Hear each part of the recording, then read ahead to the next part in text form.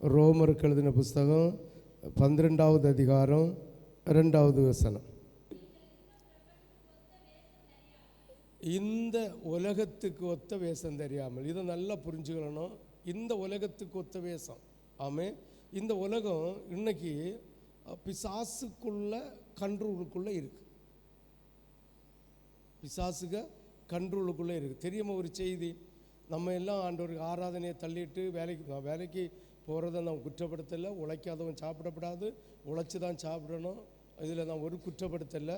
பட்டு ஆண்டவருடைய ஆராதனையை, ஆண்டவருடைய அன்பை, ஆண்டவருடைய இரக்கத்தை விட்டுட்டு நம்ம மனம் போன நம்ம சொத்து சம்பாதிக்கணும், இல்லைங்க கடன் தீர்க்கணும், இல்லைங்க சாப்பிடணும், ஏதோ ஒரு ரீதியில் வேலைக்கு போகிறோம் இல்லையா? ஆமென், ஹல்லேலூயா. வேதத்தில் சொல்லப்பட்டிருக்கிறது கிட்டத்தட்ட ஒரு 18வது நூற்றாண்டு இல்லைங்க 17வது நூற்றாண்டுன்னு இருக்கேன்னு என் மனசில் தோணுது. இஸ்ரவேல் ஜனங்கள் சிதறடிக்கப்பட்டது. இன்றைக்கி எத்தனாவது நூற்றாண்டு? 21. ஒரு 4 நூற்றாண்டு, ஒரு 400-500 வருஷத்துக்கு முன்ன இருக்கலாம். இஸ்ரவேல் ஜனங்கள் இருக்கிற 12 கோத்திரமும் சிதறடிக்கப்பட்டது. அதில் ஒரு கோத்திரம் யோசேப்பினுடைய மகன் மனாசே. எங்கே இருக்குன்னு தெரியுமா? சொல்லுங்களா? மணிப்பூரில் இருக்கிற ஆதிவாசி அவங்க. மணிப்பூர் அதுக்கு தொட்டின ஒரு மாநிலம் உண்டு இல்லை, மிஸ்ரோ. அந்த அந்த அந்த மலைவாழ் மக்கள் இருக்க இடம் 180% 90% கிறிஸ்டின். அங்கே யாராவது சுவிசேஷம் சொல்ல போனால், எங்கள் தெய்வத்தை பற்றி நாங்கள் எங்கள் பிள்ளைகளுக்கு சொல்லி கொடுக்குறோம், நீங்கள் மற்றவங்களுக்கு சுவிசேஷம் அனுப்புங்க சொல்லுங்கன்னு சொல்லி விடுவாங்களாம். மனாசேயின் கோத்திரம். இன்னொரு சத்தியம் தெரியுமா? இதுலையாவது புரிஞ்சுலுங்க, கர்த்தருடைய வருகை சீக்கிரம். வேதத்தில் சொல்லப்பட்டிருக்கு தெரியுமா? சிதறடிக்கப்பட்ட அத்தனை ஜனங்களையும், சிதறடிக்கப்பட்ட அத்தனை 12 கோத்திரத்தையும் நான் ஒன்னிச்சு சேர்ப்பேன்னு சொன்னாரா இல்லையா? வேதத்தில் இருக்கா இல்லையா? இந்த இஸ்ரவேல் ஜனங்கள் சிதறடிக்கப்பட்டு போய் ஆண்டவராகிய தேவன் தீர்க்கதரிசியை கொண்டு சொன்னார், ஒரு காலம் வரும். எத்தனையோ காலம் போட்டிருந்து எசேக்கியேலில் இருக்குன்னு நினைக்க. அந்த காலத்துக்குள்ள அத்தனை பேரையும் கூட்டி சேர்ப்பேன்னு சொன்னார். நல்லா புரிஞ்சுக்கணும். கிபி சம்திங் 14-18 எனக்கு தெரியல, அந்த அறிவுக்கு 14-18 சிதறடிக்கப்பட்ட 400-500 வருஷத்துக்கு முன்ன சிதறடிக்கப்பட்ட இஸ்ரவேல் ஜனங்களை சிதறடிக்க வச்சு ஆண்டவர் வாக்குத்தத்தம் கொடுத்தாரு, இந்த சிதறடிக்கப்பட்டு போன அத்தனை பேரையும் நான் கூட்டி சேர்ப்பேன். இஸ்ரவேல் வா என்று அழைத்து தங்களுடைய தேசத்திற்கு உங்களை கூட்டி கொண்டு சேர்ப்பார் என்று இஸ்ரவேலின் தேவன் வாக்கு தந்திருக்கிறார் வான்னு சொல்லி அவங்களை அங்கே குடியமர்த்தினோம். இந்த இஸ்ரவேல் 12 கோத்திரமும் ஒருமிச்சு அமைஞ்சு அந்த தேசத்தை கடைபிடிச்சப்போ கர்த்தருடைய வருகை இருக்கு. அப்போஸ்தலர் 2:40. இன்னும்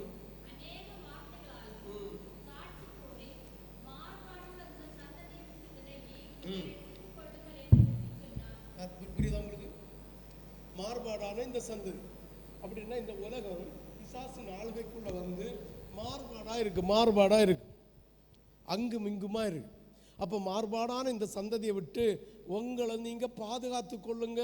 இதுதான் உபதேசம். ஆமென். இந்த மாறுபாடான சந்ததியை போல நீங்களும் இருப்பீர்கள்னா நீங்க பரிதபிக்கப்பட்ட சந்ததி, பரிதபிக்கப்பட்ட பிள்ளைகள். யோசித்து பாரு, சிந்தித்து பாரு. இன்றைக்கு உலகம் தாறுமாறாக இருக்கா இல்லையா? கோணலும் மாறுபாடான சந்ததியாக இருக்குமா இல்லையா? அப்போ இவங்கள்ட்ட விட்டுட்டு நம்ம வேறு பிரிக்காவிட்டால் அந்த பரிதாபம். கோணலும் மாறுபாடான இந்த சந்ததியை விட்டு நம்ம என்ன செய்யணும்? விலகி இருக்கணும். வாசிங்க, இந்த சந்ததி சாத்தானின் ஆளுகைக்குள் உள்ளது. 1 யோவான் 5:19. வேகமாக போவோம். 1 யோவான் 5:19.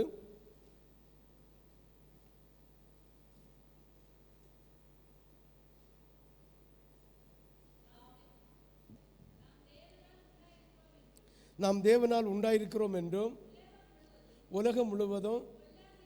புரிஞ்சதா உங்களுக்கு? இந்த உலகம் முழுவதும் யாருக்குள்ள கடங்கி கிடக்குது? அவன் ஒரு சிலரை சினிமாவில் பைத்தியமாக்குவான், ஒரு சிலரை நகைக்கு பைத்தியம் ஆக்குவான், ஒரு சிலரை ட்ரெஸ்ஸுக்கு பைத்தியம் ஆக்குவான், ஒரு சிலரை என்ன செய்வான் கை கடிகாரத்துக்கு பைத்தியம் ஆக்குறான், ஒரு சிலரை தலை அலங்காரத்துக்கு பைத்தியம் ஆக்குறான், ஒரு சிலரை தாடி மீசைக்கு பைத்தியமாக்குறான், ஒரு சிலரை ட்ரெஸ்ஸுக்கு பைத்தியமாக்குறான். ஏதோ ஒரு விதத்தில் பைத்தியமாக்கி அவனுக்குள்ள ஆளுகைக்குள்ள நம்மை கொண்டு போகிறது பிசாசனுடைய டியூட்டி. அதற்கு எச்சரிப்பு தந்து இந்த கோணலும் மாணலுமான இந்த சந்ததியை விட்டு விலகி இருக்கிறதுக்கு கர்த்தர் நம்மளை உருவாக்குறது கர்த்தருடைய டியூட்டி. ஆமென். இதுக்கு நீங்கள் இந்த உலகத்தின் அதிபதியாகிய பிசாசுக்கு செவி கொடுத்தால் நரகம், உலகத்தின் உன்னதருமாயிருக்கிற இரட்சகருக்கு நீங்கள் செவி கொடுத்தால் பரலோகம் நிச்சயம். எது வேணுமோ நம்ம தேர்ந்தெடுத்துக்கலாம். ஆமென். ஹல்லேலூயா, ஹல்லேலூயா, ஹல்லேலூயா. சாத்தானின் ஆள்கைக்குள்ளும் உள்ளது இந்த உலகத்தின் ஆடம்பர வாழ்க்கையை விட்டு மனம் திரும்பாத ஒருவனும் ரட்சிக்கப்படான். இந்த கோணலும் மாடான ஆடம்பரமாக இருக்கிற இந்த உலகத்தை விட்டு வேறு பிரியாத ஒருவனும் ரட்சிக்கப்பட மாட்டான். சிந்தித்து பாருங்க.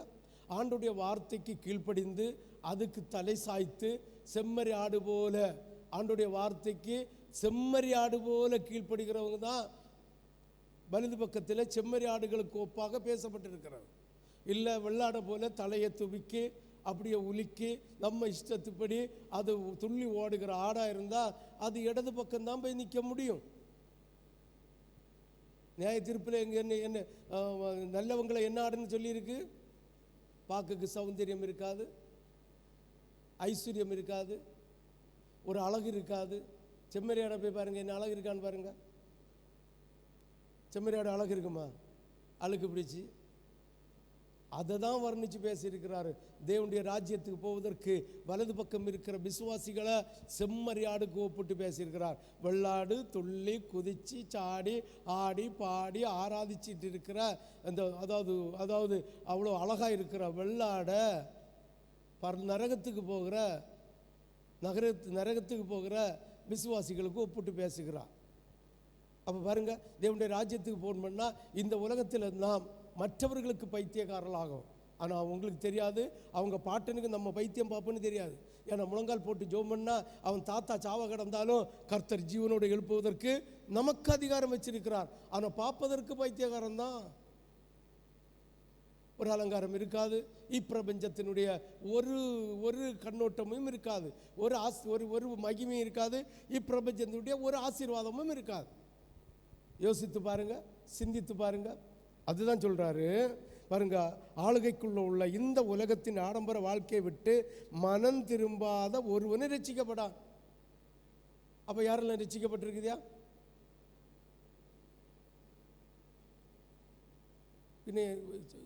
சொல்லிடலாம், நிறைய பேரை சொல்லலாம். உங்க ரட்சிப்பு கேள்விக்குறி.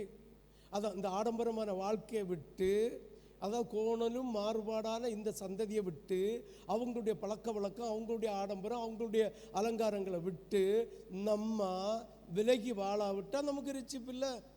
வாசிக்க கேட்போம். லூக்கா எழுதின சுவிசேஷம் 9:41. நேற்று சொல்லி தந்தேன் நினைக்க எனக்கு ஞாபகம் இல்லை. இயேசு பிரதித்திரமாக, நல்லா புரிஞ்சுலுங்க, விசுவாசம் இல்லாத மாறுபாடு. அப்போ ஆண்டருடைய அப்போஸ்தலர் உபதேசத்தை, ஆண்டருடைய வசனத்தை உங்களுக்கு சொல்லி தரும்போது நீங்கள் விசுவாசிக்காமல் இருந்தால் மாறுபாடு உள்ள சந்ததிக்கும் உங்களுக்கு வித்தியாசம் இல்லை. மாறுபாடு உள்ள சந்ததிக்கும் உங்களுக்கும் வித்தியாசம் இல்லை. வாசிங்க. மாறுபாடான சந்ததியே, எது வரைக்கும் உங்களுக்கு கூட இருப்பேன். எப்படி பொறுமையாக இருக்க முடியும் பாருங்க, சிந்திச்சு பாருங்க. மாறுபாடான சந்ததியை போல நீ இருந்தா எந்த மட்டும் கர்த்தர் சொல்லுவார்? இதுதான் ஆண்டவர். அதான் என்ன சொல்றாரு, வாசி 41. பிரதி உத்திரமாக, விசுவாசம் இல்லாத மாறுபாடான சந்ததியே, எதுவரைக்கும் நான் உங்களோடு இருந்து பொறுமையாக இருப்பேன்? இருக்க முடியாதுல்ல. எத்தனை தடவை சொல்லுவார்? என்னைக்கும் சொல்லிட்டு இருப்பாரா? அவர் நம்ம வீட்டு வேலைக்காரரா? இயேசு நம்ம ஊழியக்காரன், அவனுக்கு தலையில் வந்த கடமை. அவன் திரும்ப திரும்ப சொல்லிட்டு இருப்பான். இயேசு சொன்னாதானே சொல்லுவேன், இயேசு சொன்னாதானே சொல்லுவேன். அப்போ எது வரைக்கும் நான் சொல்லிட்டு இருக்க முடியும்? இயேசு எது வரைக்கும் கட்டளையிட்டு இருப்பார்? இயேசு உங்களை வீட்டு வேலைக்காரலா? உலகம் பூரா அண்ட சிராசிரத்தையும் ஆட்சி செய்கிற தேவன் கர்த்தராகிய இயேசு கிறிஸ்து.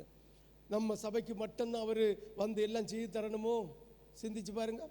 எத்தனைன்னு சொல்லுவார், எத்தனைன்னு சொல்லுவாருன்னு கேட்க. வாசி, அடுத்த வசனத்தை வாசி. லூக்கா எழுதின சுவிசேஷம் 11:29.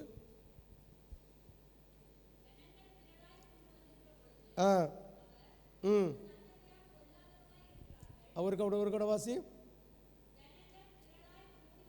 திரளாய் கூடி வந்திருக்கிற போது இந்த சந்ததியார் பொல்லாதவர்களாய் இருக்கிறார்கள், அடையாளத்தை தேடு. பாருங்க, அடையாளத்தை தேடுகிறவர்களாக இன்னைக்கு இருக்கிறோம். ஆண்டவர் நம்மளை ரட்சிக்கும் போது தந்த அடையாளம் போராது, ரட்சிக்கும் போது தந்த அந்த விசுவாசம் போராது, ரட்சிக்கும் போது தந்த சுகம் போராது. இன்னும் ஒவ்வொரு நாளும் ஆண்டவர் எனக்கு இதை செய்யலை, எது வரைக்கும் அடையாளத்தை தேடுவியான்னு கேட்கும். ஆண்டவர் உங்களை ரட்சிப்பதற்கு, உங்களை குணப்படுத்துவதற்கு, உங்களுக்கு பரிசுத்த ஆவியை தருவதற்கு, அவருடைய ராஜ்யத்தில் கொண்டு சேர்ப்பதற்காக, அவருடைய இரத்தத்தினால் உங்கள் பாவங்கள் கழுவி, அவருடைய இரத்தத்தினால் உங்களுடைய பாவத்தை கழுவி, ஆண்டவருடைய இரக்கத்தை பெற்றுக்கொள்வதற்காக, ஆண்டவருடைய சமூகத்தப்பத்தை புசிப்பதற்காக உங்களுக்கு அடையாளங்களை காண்பித்தார். இனி எது வரைக்கும் காட்ட முடியும்? ஹல்லேலூயா. வாசி வருக்கா கூட வசனம், அப்போ புரியும். கூடி வந்திருக்கிற போது அவர், இந்த சந்ததியார், அதனால தான் அடையாளத்தை கேட்கியது. இன்னும் ஆண்டவர் எனக்கு இதை செய்யணும், ஆண்டவர் அதை செய்யலை, இதை செய்தா நான் இதை செய்வேன், இப்படி செய்தா, இதெல்லாம் ஆண்டவர்கிட்ட கேட்கறதுன்னா பொல்லாதவர்கள் என்ற அர்த்தம். பொல்லாதவர்கள் என்ற அர்த்தம். ஆண்டவர்கிட்ட கேட்கறதுல தப்பு இல்லை. இதை செய்தாதான் இப்படின்னு சொன்னாலே ஒரு ஒரு ஒரு கேவலமான காரியம், ஒரு கேவலமான காரியம். ஆமேன், ஆமேன். ஒரு எஜமான் இருக்கிறான், எஜமான் வேலை செய்கிறான், அவன் 1000 ரூபா சம்பளம் கொடுக்குறான்னு வச்சுக்கோங்களேன். 1000 ரூபா சம்பளத்தை வாங்குறான். இன்னும் ஒரு எக்ரிமெண்ட் போட்டு இதை செய்தாதான், இவ்வளவு தந்தாதான் நான் வேலை செய்வேன்னா கேட்கலாம். எஜமானே ஒரு 100 ரூபா கூட கூட்டி தாருங்க, ஆனாலும் யோசித்துலுங்க, உங்கள் வருமானத்தை பார்த்துங்கன்னு விட்டுறான். தந்தாதான் நான் செய்வேன்னா 1000 ரூபா கொடுக்கறது என்னத்துக்கு? சிந்திச்சு பாருங்க. அப்போ பரம தகப்பன் எனக்கு, நான் சாக போண்டியதான், கேன்சர் வியாதி வந்து செகண்ட் ஸ்டேஜில் இருந்து நான் தப்பி பிழைப்பதற்காக அவர் எனக்கு அடையாளத்தை தந்திருக்கிறார். அதனால இன்னைக்கு உங்கள் முன்ன நிற்கிறேன். இன்னைக்கு அடையாளம் வேணும், இன்னைக்கு அடையாளம் வேணும், இன்னைக்கு அடையாளம் வேணும், நாளைக்கு அடையாளம்னா அவர் கேட்பார், மாறுபாடான சந்ததியே, கேடுகட்ட சந்ததியே, விவரம் இல்லாத சந்ததியே, எது வரைக்கும் நான் உங்கூட இருப்பேன்னு கேட்கிறேன். ஏன்னா அவர் நமக்கு அடையாளப்படுத்தி தந்து பரிசுத்தாவின் அபிஷேகத்தை தந்திருக்கிறாரா இல்லையா? தரலன்னு சொல்கிறவங்க கையை வைத்துங்க பார்ப்போம். உங்கள் கையை சிலுவையில் வச்சார இணைங்க. இன்னைக்கு பாருங்க, இன்னும் அடையாளம். பரிசுத்தாவின் அபிஷேகத்தை பெற்று மூழ்கி ஞானஸ்தானம் எடுத்த நீ இன்னும் அடையாளத்தை தேடினா உங்களை போல பைத்தியக்காரனை ஒரு உலகத்தில் காண முடியாது. யோசித்து பாருங்க. அப்போ உள்ளம் உணர்வடைஞ்சு வேதத்தை வாசிக்கும் போது அதை அப்படியே தேனிலிட்ட பலகாரம் போல ருசிக்க ஆண்டவர் இடம் தரும்போது, இந்த வேத வசனத்தில் என்ன சொல்லப்பட்டிருக்கிறதுன்னு மண்டையில் உரைக்காம இருக்கிறது என்ன காரணம்னே தெரிய மாட்டேங்குது. வாசிங்க லூக்கா 17:25 சீக்கிரமா. அதற்கு முன்பு அநேகம் பாடுபட்டு, புரியுதா உங்களுக்கு? அவ்வளவு வேதனைப்படியார். அதுதான் நான் மோசையை சொல்லுவேன், எரேமியாவை சொல்லுவேன், இன்னைக்கு என்னையே சொல்லு. இயேசு அதே வார்த்தையை சொல்றாரு. அநேக பேருக்காக நான் பாடுபட்டேன், ஆனாலும் என்ன ஆகாதவன் என்று தள்ளுறாங்க. எத்தனை இருதயத்துக்கு வேதனை இருந்திருந்தா இந்த வசனம் வரும். சிந்திச்சு பாருங்க. வாசிங்க அவருக்கா கூட. அதற்கு முன்பு அவர், இயேசு அநேக பாடுபட்டு இந்த தாறுமாறான சந்ததியினால், இப்பிரபஞ்சத்தின் ஆடம்பர வாழ்க்கையில் இருக்கிற இந்த சந்ததியினால், இப்பிரபஞ்சத்தின் உலகத்தின் பாரம்பரியத்தில் இருக்கிற இந்த சந்ததியினால் நான் அநேக பாடுபட்டது போராதா? வாசியுங்கள் பிலிப்பு 2வது அதிகாரம் 12-16. இது நமக்கு எனக்கு மனசில் நிற்குது. சொன்னேன், ஆண்டவர் சொல்றாரு, நீ என்ன செய்யணும்? ஆண்டவருடைய உபதேசத்தை அப்படியே கேட்கணும். ஆமென். 2வது, இப்பொழுது நடைமுறையில் இருக்கும் பொது மக்கள் விரும்பும் இந்த உலக ஆவிக்கு நாம் எதிர்த்து நின்று கிறிஸ்துவுக்கு நித்திய கால சத்தியங்களையும் தேவனுடைய வார்த்தையும் பிரசித்தப்படுத்த வேண்டும். ஒரு காட வாசிக்க. இப்பொழுது நடைமுறையில் இருக்கும் பொது மக்கள் விரும்பும் இந்த உலக ஆவிக்கு நாம் எதிர்த்து நின்று கிறிஸ்துவுக்காக நித்திய கால சத்தியங்களையும் தேவனுடைய வார்த்தையையும் பிரசித்தப்படுத்த வேண்டும். ஹல்லேலூயா. என்ன படுத்தணும்?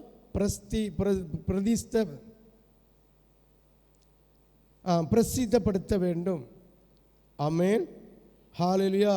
1 கொரிந்தியர் 1வது அதிகாரம் 1 கொரிந்தியர் 1வது அதிகாரம் 17 24 வரை. 1 கொரிந்தியர் 1வது அதிகாரம் 17 24 வரை வாசிங்க.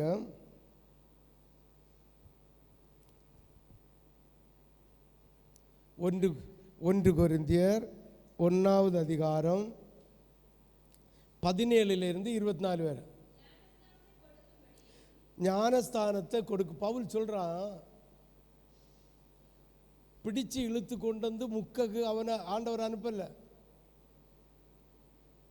ஞானஸ்தானத்தை கொடுக்கும்படி நான் வரல, கிறிஸ்து என்ன அனுப்பல, சுவிசேஷத்தை பிரசங்கிக்கவே அனுப்பினார். ஹல்லேலூயா. ஹல்லேலூயா. சுவிசேஷனுடைய ஊழியம் என்னது? சுவிசேஷனுடைய வேலை என்னது சொல்லுங்களா? ஞானஸ்தானம் கொடுக்கிறது அல்ல, ஆண்டவருடைய வார்த்தையை சுவிசேஷத்தை பிரசங்கம் பண்ணுகிறது தான் சுவிசேஷனுடைய வேலை. அதுதான் இந்த வசனத்தை வச்சு 18வது வசனத்தை வாசிங்க. சிலுவை பற்றிய உபதேசம் பைத்தியம். இன்னைக்கு ஆண்டவருடைய அப்போஸ்தலர் மூலமாக நமக்கு தந்த வேத வாக்கியத்தை நான் உங்களுக்கு சொல்லும்போது உங்களுக்கு அது பைத்தியக்கார தனமாக இருந்தால் நீங்கள் சிலுவை உபதேசத்தில் கெட்டு போய் இருக்கிறீர்கள் என்ற அர்த்தம். கெட்டு போய் இருக்கிறீர்கள் என்ற அர்த்தம். சிலுவை உபதேசம் வாசி. சிலுவையை பற்றிய உபதேசம். இனி அதை இப்படி எடுத்துடக்கூடாது. சிலுவை பற்றிய உபதேசம்னா சிலுவை புனிதமானது, சிலுவையில் ஆண்டவர் அறையப்பட்டார், அதனால அதில் ரத்தம் சிந்திச்சு, ரத்தம் சிந்தினதுனால சிலுவை புனிதமானதுன்னு சிந்திச்சு போயிடக்கூடாது. இன்னும் அநேக கிறிஸ்தவர்கள் அப்படி சிந்திக்கிறார்கள். சிலுவை பற்றி உபதேசம்னா சிலுவையில் கர்த்தர் ரத்தம் சிந்தி பாடுகளை அனுபவித்து அவர் மரித்து அவர் சிலுவை விட்டு இறக்கி அடக்கம் பண்ணப்பட்டு 3ஆம் நாள் உயிர்த்தெழுந்த இந்த உபதேசம் கெட்டு போகிறவர்களுக்கு பைத்தியம்.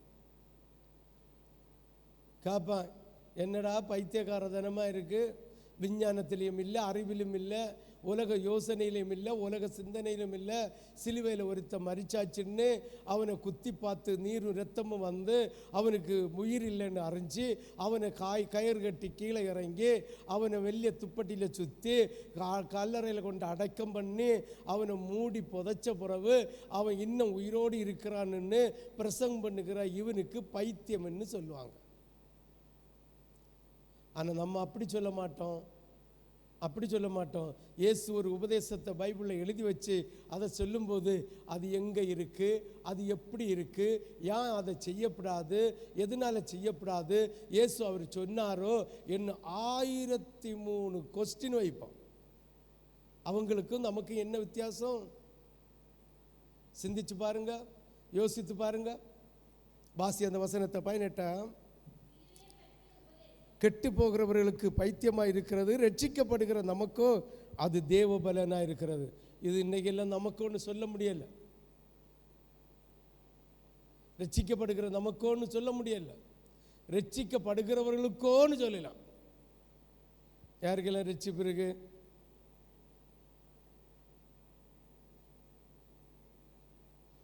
இல்லையா? கையை வைத்துங்க. ரட்சிப்பு இருக்கிறவங்க கையை வைத்துங்க. உங்கள் நம்பிக்கை ஒருபோதும் வீண் போகாது. கையை கீழே வைங்க. ஆமென். ஹல்லேலூயா. துக்கம் இருக்கப்படாது, பாரம் இருக்கணும். ஆண்டவரே, உம்முடைய ராஜ்யத்து வரைக்கும் இரட்டை நீ என்ன குறை, அதை சொல்லுங்கப்பா. குறை இல்லாதவன் உங்கள் முன்ன நின்று இவ்வளவு பேசுகிற பீட்டர் கூட கிடையாது. பீட்டர் கூட கிடையாது. கேட்கணும் அனுதினம், என்கிட்ட என்ன குறை இருக்குது சொல்லுங்கப்பா. ஒவ்வொரு நாளும் ஒவ்வொரு ஃபிட்டை தந்துகிட்டே இருப்பார். அந்த ஃபிட்டு தான் அந்த ஃபிட்டு தான் செய்தியில் வந்துகிட்டே இருக்கிறது. என்ன ஆயத்தப்படுத்த ஆயத்தப்படுத்த ஆயத்தப்படுத்த ஆயத்தப்படுத்த ஆயத்தப்படுத்திட்டே.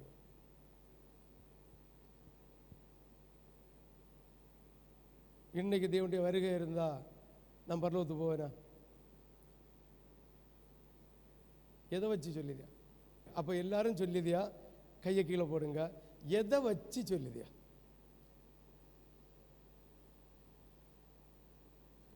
எதை வச்சு சொல்லுதியா? நாசியில் சுவாசம் உள்ள மனுஷனை நம்பாத.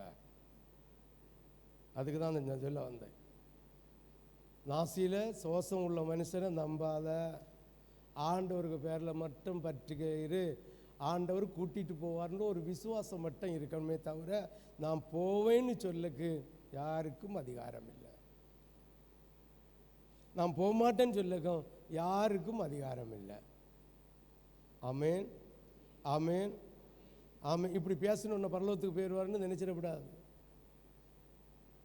கிரியையில் வெளிப்படாவிட்டால் அந்த ஊழியம் செத்த ஊழியம். ஆமென்.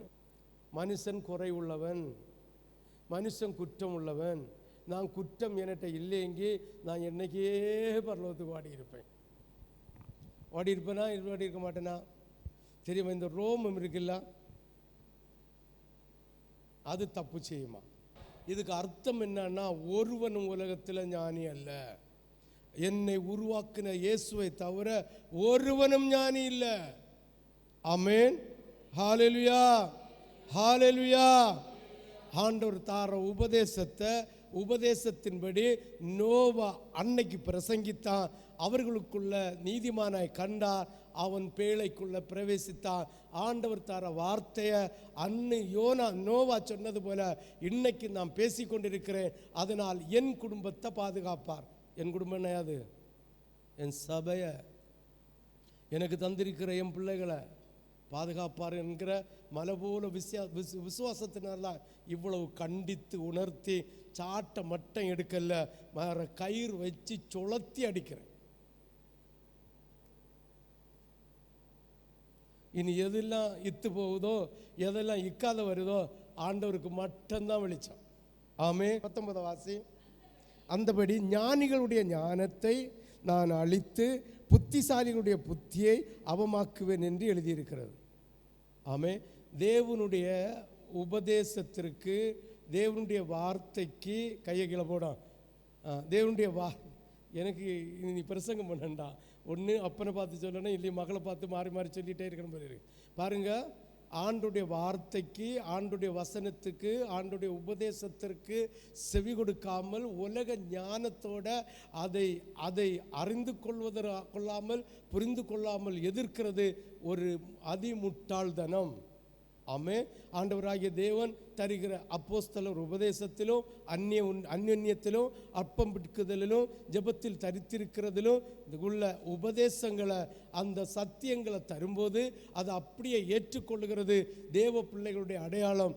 ஏற்றுக்கொள்ளாமல் முறுமுறுக்கிறது, தர்க்கிக்கிறது, ஆண்டவருக்கு பிரியமில்லாத காரியத்தை யோசிக்கிறது, திணைக்கிறது, அது உலக ஞானம். வாசிங்க பார்ப்போம்.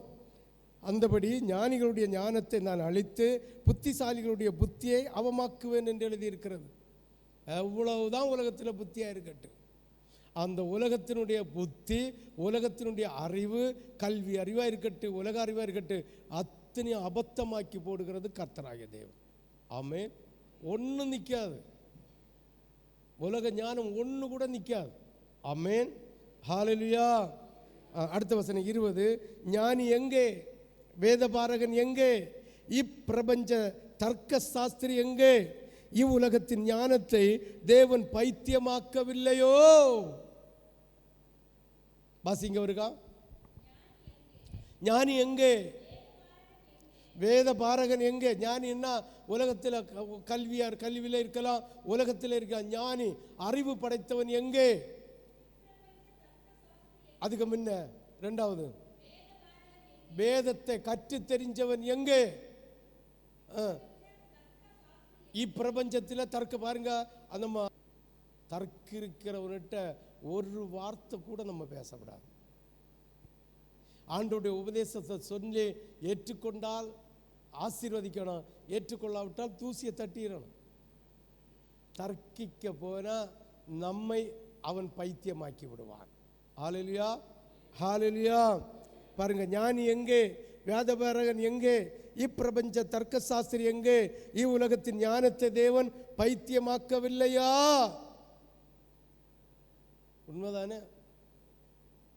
எவ்வளவோ படிப்பு படித்து டாக்டராக இருக்கிறவங்களால ஒன்றும் செய்ய முடியாதுன்னு விடுகிற கேஸை ஆண்டவராகிய தேவன் கரம் தொட்டு குணமாக்குகிறார்.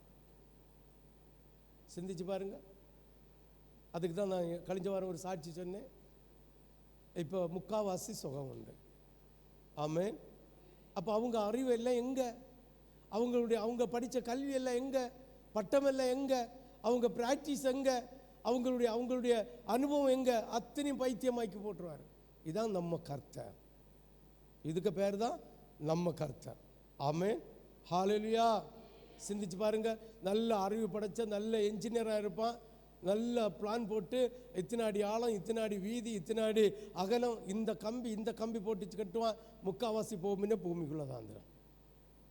அவன் அறிவங்க இதுக்கு மண்ணை எடுத்து ஆராய்ச்சி பண்ணியிருப்பான். அதில் ட்ரில் போட்டு அதனுடைய கட்டியை பார்த்துருப்பான், அதனுடைய பலத்தை பார்த்துருப்பான் இல்லையா? ஒரு அரைவாசி தாளம்ப பூமிக்குள்ளே தாந்துடும். அப்போ அவ்வளவு ஞானம் படைத்து பிளான் போட்ட என்ஜினியருடைய அறிவங்க. அதே ஒன்று பாருங்க, ஸ்தோத்திரம் பண்ணி ஒரு இடத்துல ஒரு 2 மாடி கட்டிடத்தை ஒரு இன்ஜினியரும் இல்லை, ஒரு கஞ்சினியரும் இல்லை. அவன் போய் நின்று யோசித்து ஆண்டவரேன்னு கூப்பிட்டு செய்வான். அவன் நான் 10 அடி ஒன்றும் தாக்க மாட்டான், அப்படியே இருந்த மேலே கட்டுவான். அவன் ஜீவித காலம் வரை அங்கனையாக இருக்கான், தாளவும் செய்யாது, ஒன்றும் செய்யாது. இதுதான் தேவனுடைய ஞானம். ஆமென். ஹல்லேலூயா. அப்போ உலக ஞானத்தை கர்த்தர் என்ன செய்வாராம்? பைத்தியமாக்கி போடுவார். எப்படி எனில், தேவ ஞானத்துக்கு ஏற்றபடி உலக ஞானமானது சுய ஞானத்தினாலே தேவனை அறியாதிருக்கையில். வாசி ஒருக்கா கூட.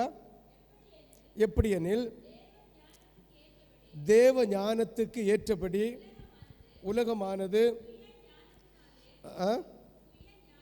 சுய ஞானத்தினாலே தேவனை அறியாதிருக்கையில் பைத்தியமாக தோன்றுகிற பிரசங்கத்தினாலே விசுவாசிகளை ரட்சிக்க.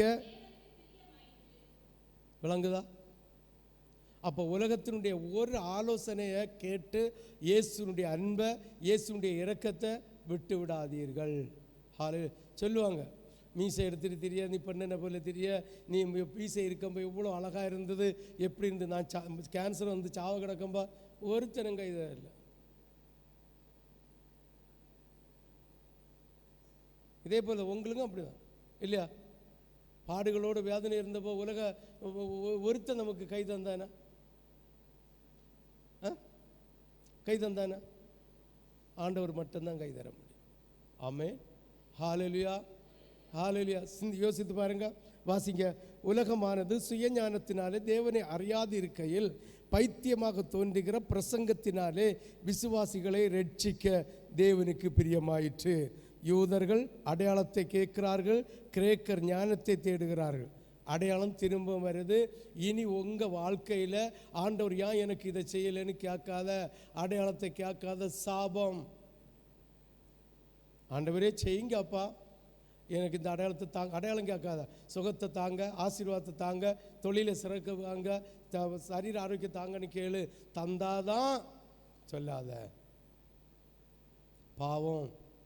ஏன்னா அடையாளத்தோடு உங்களை மீட்டு வச்சுட்டு ஒவ்வொரு நாளும் அடையாளத்தை தேடுங்கன்னா நீங்கள் பெற்ற பரிசுத்தாவி என்னது, நீங்கள் பெற்ற உபதேசம் என்னது, உங்களுடைய தேவ ஞானம் என்னது, ஆண்டவர் தந்த வெளிச்சம் என்னது, ஆண்டவர் தந்த வெளிப்பாடு என்னது, அத்தனையும் நீங்கள் உதாசீனப்படுத்தியிருக்கிறீர்கள் என்று அர்த்தம்.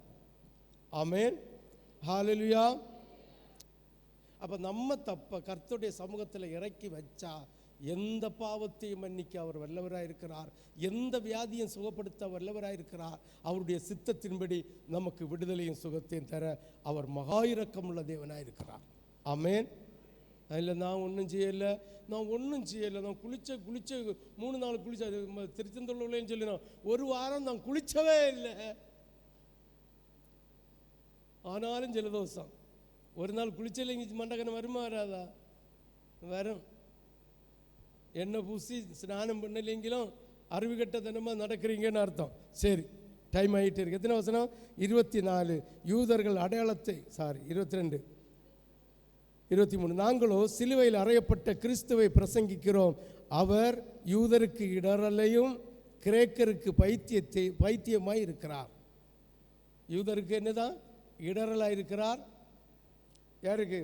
கிரேக்கருக்கு பைத்தியமாய். ஆகிலும் யூதரனாலும் கிரேக்கர்னாலும் எவர்கள் அழைக்கப்பட்டிருக்கிறார்களோ அவர்களுக்கு கிறிஸ்து தேவபலன் தேவ ஞானமாக இருக்கிறார்.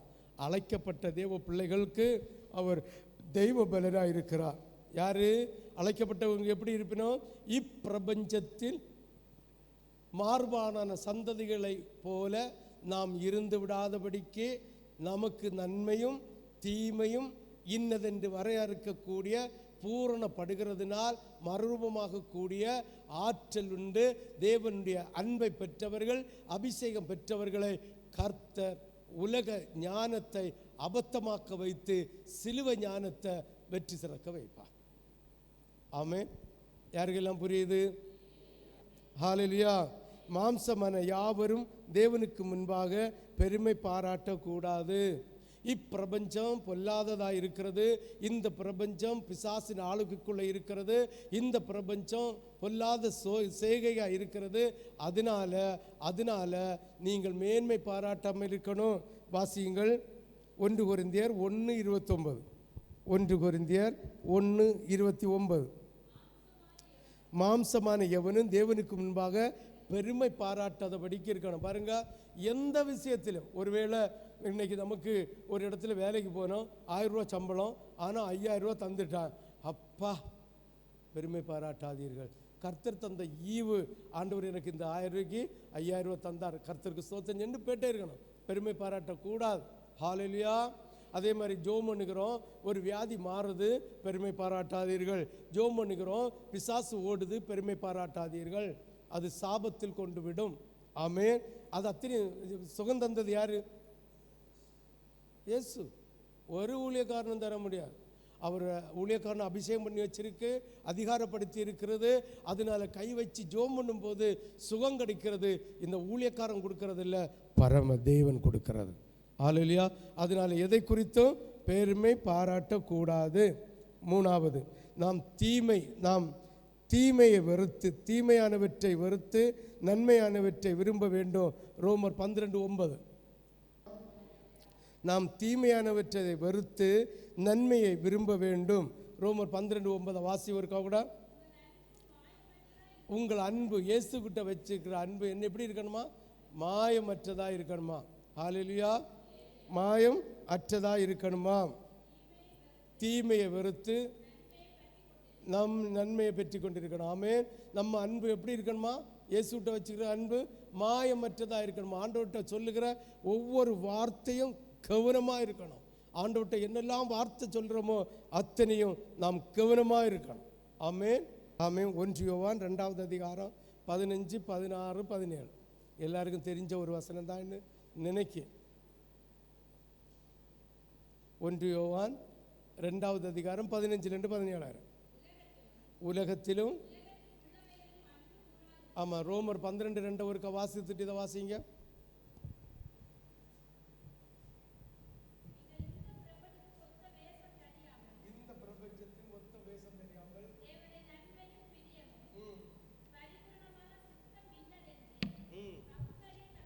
ம் இனி இந்த 1 யோவான் 2வது அதிகாரம் 15 வாசி. உலகத்திலும் உலகத்தில் உள்ளவைகளிலும் அன்பு கூறாதிருங்கள். ஒருவன் உலகத்தில் அன்பு கூர்ந்தால், இப்போ புரியுதா உங்களுக்கு? இப்பிரபஞ்சத்தின் அதிபதியாகிய பொல்லாத பிசாசினால் உண்டாயிருக்கிற எந்த ஒரு காரியத்திலும் அன்பு வைத்தால் உங்கள்கிட்ட யாருக்கு அன்பு இல்லை? பிதாவுடைய அன்பு இல்லை. இப்போ பாருங்க, ஆண்டவராகிய தேவன் உலகத்தில் நீ அன்பு வைத்தா, அதுதான் ரோமர் 12:2 இந்த இந்த இந்த பிரபஞ்சத்துக்கு ஒத்த வேஷம் தரித்தார். அதை இந்த உலகத்தில் நீ அன்பு வைத்தால் ஆண்டவர்கிட்ட என்ன இல்லையா? அன்பு. பிதாவிட்ட அன்பு இல்லையா? வாசித்து முடியும். உலகத்திலும் உலகத்தில் உள்ளவைகளிலும் அன்பு கூறாதிருங்கள்.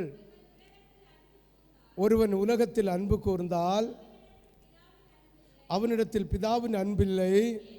ஏன் என்று கேட்டால், மாம்சத்தின் இச்சையும் கண்களின் இச்சையும் ஜீவனத்தின் பெருமையுமாகிய உலகத்தில் உள்ளவைகள் எல்லாம் பிதாவினால் உண்டானவைகள் அல்ல, அவைகள் உலகத்தினால் உண்டானவை. ஹல்லேலூயா, ஹல்லேலூயா. அப்போ நல்லா புரிஞ்சுக்கணும், இந்த உலகத்தினால் உண்டானவை ஒன்றும் தேவனால் உண்டானவை அல்ல. தேவனால் உண்டானவை ஒன்றும் இந்த உலகத்தினால் உண்டானவை அல்ல. அப்போ உலக ஞானம் கர்த்தருக்கு விரோதமானது.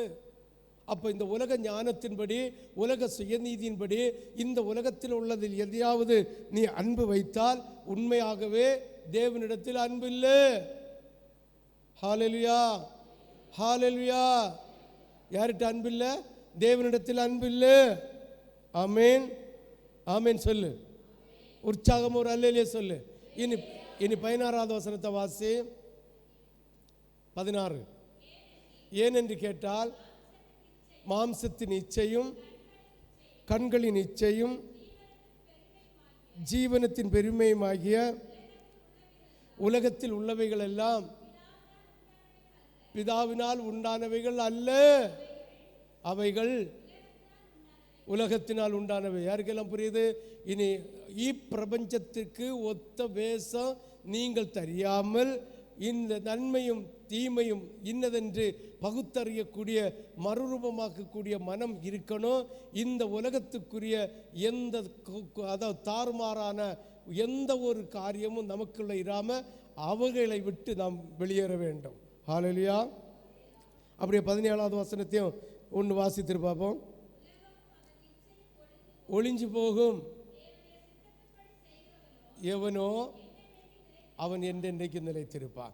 அப்போ இந்த பிரபஞ்சத்தின் ஒத்த வேஷம் தரித்தா அவன் என்ன செஞ்சிருவான்? ஒரு காலத்தில் அழிஞ்சு போயிடுவான், பரலோகத்துக்கு போகாமல் நரகத்துக்கு போயிடுவான். ஆனால் பிதாவின் சித்தத்தின்படி செய்கிறவன், அதுதான் மத்தேயு 7வது அதிகாரம் 21வது வசனத்தை சொல்லியிருக்கு.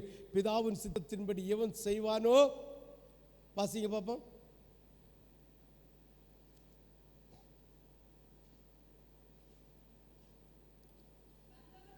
பரலோகத்தில் இருக்கிற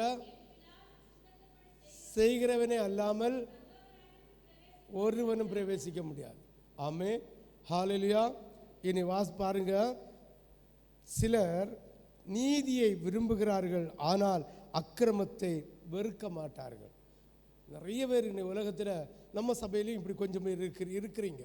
ஆமென், ஹல்லேலூயா. என்னத்தை விரும்புவீங்க? நீதியை விரும்புவீங்க. ஆண்டோடைய நீதிப்படி நடக்கணும், நீதி. ஆனால் அக்கிரமத்தை என்ன செய்ய மாட்டோம்? வெறுக்க மாட்டோம். வாசிக்க கேட்போம். ரோமர் 1:9. ரோமர் 1:9. நான் ஜெபம் பண்ணும் போதெல்லாம், ரோமர் 1:9. நான் ஜெபம் பண்ணும் போதெல்லாம் இடைவிடாமல் நினை குறித்து தமது குமாரனுடைய சுவிசேஷத்தினாலே சேவிக்கிற, ஆமென், ஹல்லேலூயா. ஏசாயா 11:5 வாசி. ஏசாயா 11:5. நீதி அவருக்கு அரைக்கட்டும், சத்தியம் அவருக்கு இடைக்கச்சையுமாக இருக்கும். ஆமென். நீதியை விரும்புவார்கள், சத்தியத்தை விரும்புவார்கள். ஆனால் அவர்களுடைய மாறுபாடான சுபாவத்தை என்ன செய்ய மாட்டாங்க, விட மாட்டாங்க. நாலாவது, இந்த பிரபஞ்சத்தை விட்டு விலக தேவனையும்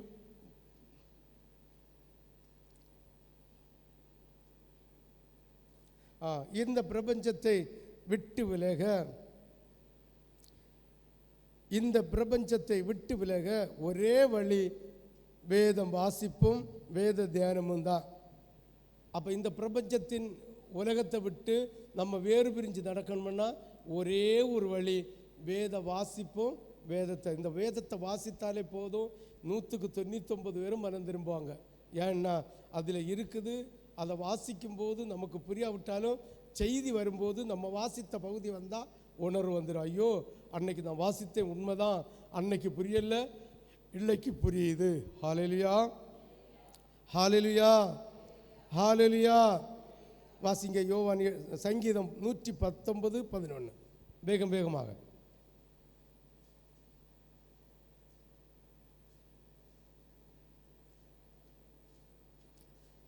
சங்கீதம் 119:11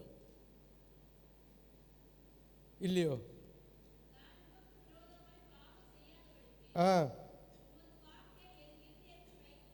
பார்த்தீங்களா? வார்த்தை நம்ம பாவம் செய்யாதபடி தடுக்குது. இன்னும் 1-2 வசனம் 148 வாசி பார்ப்போம். 119, 148. 149 எத்தனை வசனம் உண்டு மொத்தம்? சங்கீதம் 119 எத்தனை வசனம் உண்டு? 176. அப்போ 148 வாசிங்க பார்ப்போம். பாருங்க, உம்முடைய வசனத்தை தியானிக்கும்படி. ஆமே ஆமே. அப்போ அவருடைய வசனத்தை தியானிக்க தியானிக்க தியானிக்க தான் இந்த உலகத்தின் இப்பிரபஞ்சத்தின் அதிபதியாகிய பொல்லாத பிசாசின் ஆடம்பர வாழ்க்கை நம்மளை விட்டு விலகும். ஹல்லேலூயா, ஹல்லேலூயா. யோவான் 8:31-32. வேகம் வேகமாக, டைம் ஆயிட்டு. யோவான் 8:31-32 நோக்கி, என் உபதேசத்தில் நிலைத்திருந்தால். ஆமென், ஹல்லேலூயா. ஆண்டவருடைய உபதேசம் என்கிற வசனத்தில் நிலைத்திருந்தால் அவருடைய சீசராய் இருக்கலாம். யோவான் 15 வாசி.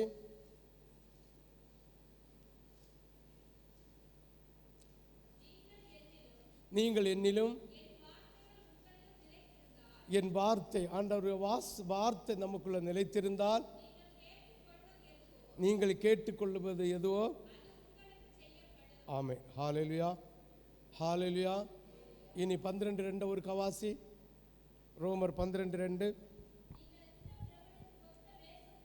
இந்த பிரபஞ்சத்துக்கு ஒத்த வேஷம் தெரியாமல் தேவனுடைய நன்மையும் பிரியமும் பரிபூர்ணமான சித்தம் இன்னதென்று பகுத்து அறியத்தக்கதாக உங்கள் மனம் புதுசு ஆகிறதுனாலே மறுரூபமாகுங்கள்.